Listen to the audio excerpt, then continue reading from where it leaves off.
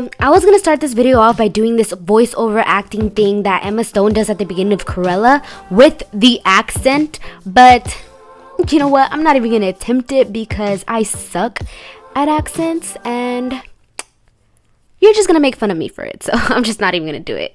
So why don't we just skip the cool intro and get... By the way, I spent so much money on this movie on Disney Plus to watch it.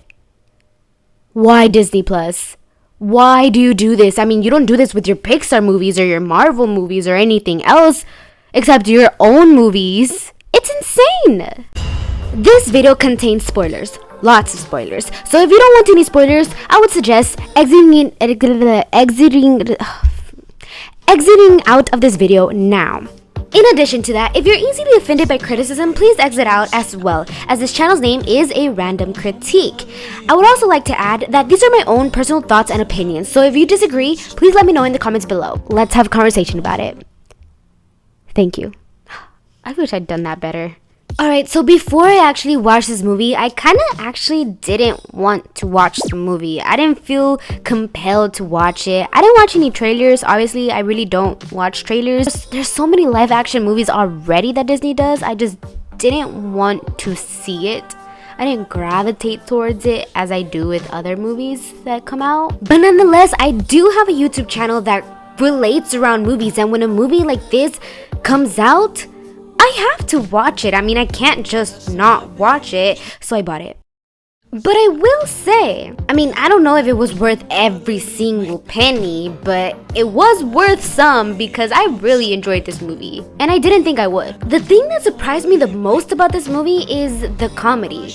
Its comedic timing was great, but it could mean that my humor is just broken. I don't know, but I found it really funny, and so did my family. Honestly, one of the funniest movies I've seen as of late, so. Okay, enough praising this movie. I know that I just said that I found it very entertaining and very funny, but even if I did, there are some things that I would change about this movie, and this is this video. I'm gonna go through the movie and change a couple things. I know it's quite different from my other videos, but you know, it's time to explore the world of directing.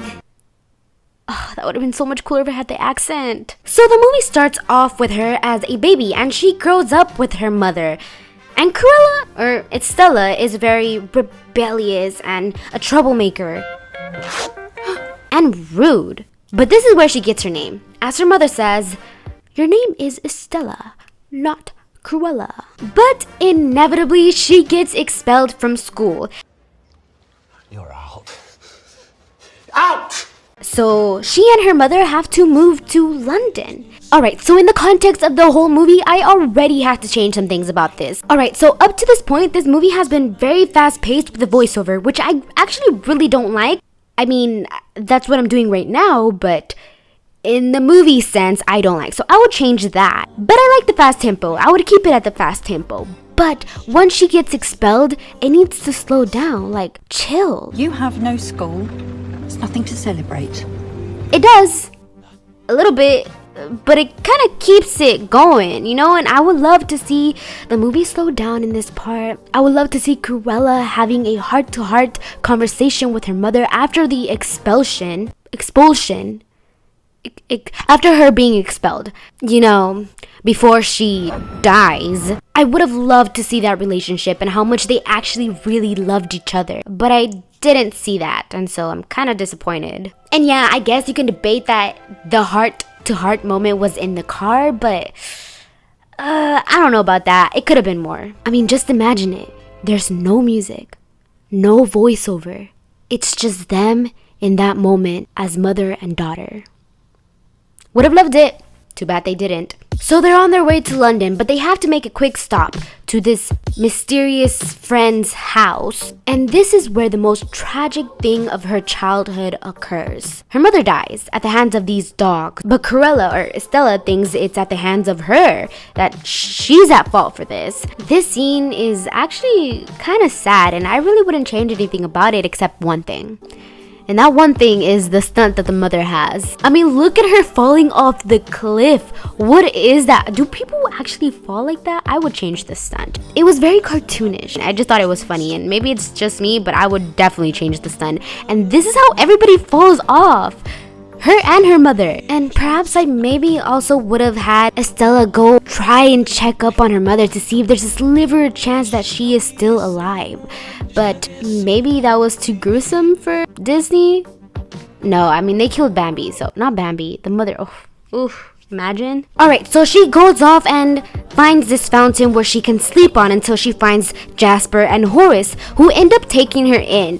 And 10 years later, she still lives with them. And here's where we see them commit petty crimes like stealing and doing this and that and scamming people of their money, you know, Disney related things. But eventually, she gets an entry-level job at her dream place.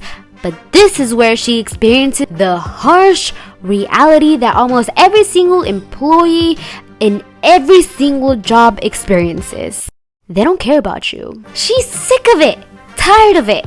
So she gets drunk while working and fixes the window display. Even at her drunk state, she makes it more creative with more character, less bland. Then the Baroness arrives and actually really likes it, so she gives her a job. You're hired. This address, 5 a.m. Don't be late. The next day, when she arrives, the song Feeling Good by Nina Simone plays. And don't get me wrong, I love that song and I like the scene, but they don't go well together. I would imagine her to have this radiant confidence as this song plays, but she doesn't. And I get it, they might have wanted to show the contrast between Estella and Cruella, but they could have done so much better in the scene, so let's change it. I mean, just imagine. She arrives self-assured. I mean, she really did that. She's practically the best, and finally, she's getting some recognition for it. The assistant, Jeffrey, opens the door exactly as he does. Estella stares at him, tall and proud, with a smirk on her face, exhibiting confidence. And then, Quickly, come on.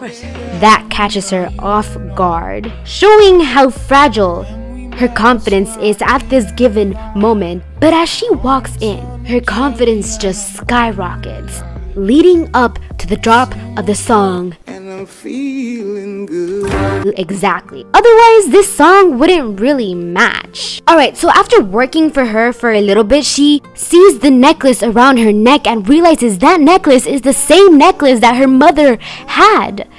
So they have a little conversation about it, and through that conversation, she finds out that her mother actually worked for her. And apparently, she stole the necklace from her. No, she did not. And this is where the actual story begins. She starts plotting an elaborate scheme just to get that necklace back. And honestly, I did find it kind of too much. Like, it's just a necklace. Just steal it. But you know, it wouldn't have made the movie as interesting as it was, so I get why the directors did that. I wouldn't change it either. But they don't steal it. The dog eats it. But this whole scheme did serve one purpose. She finds out that she wasn't the one who actually killed her mother. It was the Baroness. I mean, duh. So now what she wants is Revenge.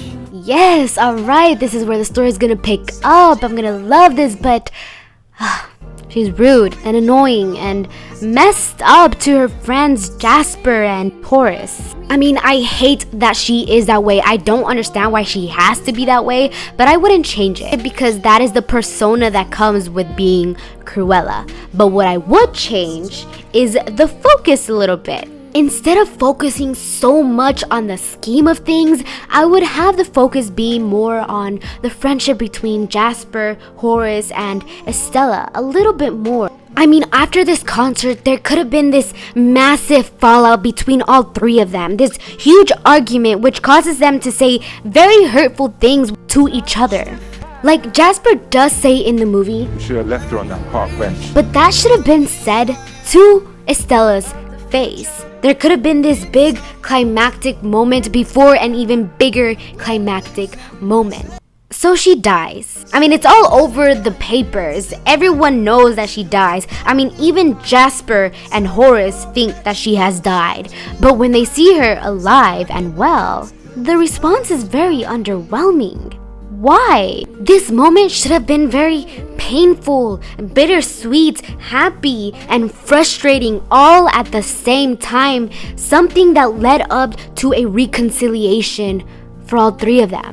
But it really wasn't, it felt flat. And besides that, I would also change the stunt that Estella had when she fell off the cliff at the end of the movie. But then again, I'm not a director, I don't know what the heck I'm doing. Clearly the actual directors, writers, and team of this movie know exactly what they're doing, because this movie was very entertaining, very funny, and very successful on Disney+. But I thought it'd be a fun video to make, so if you enjoyed it, please give it a like, give it a share, give it a comment. Thank you, bye-bye.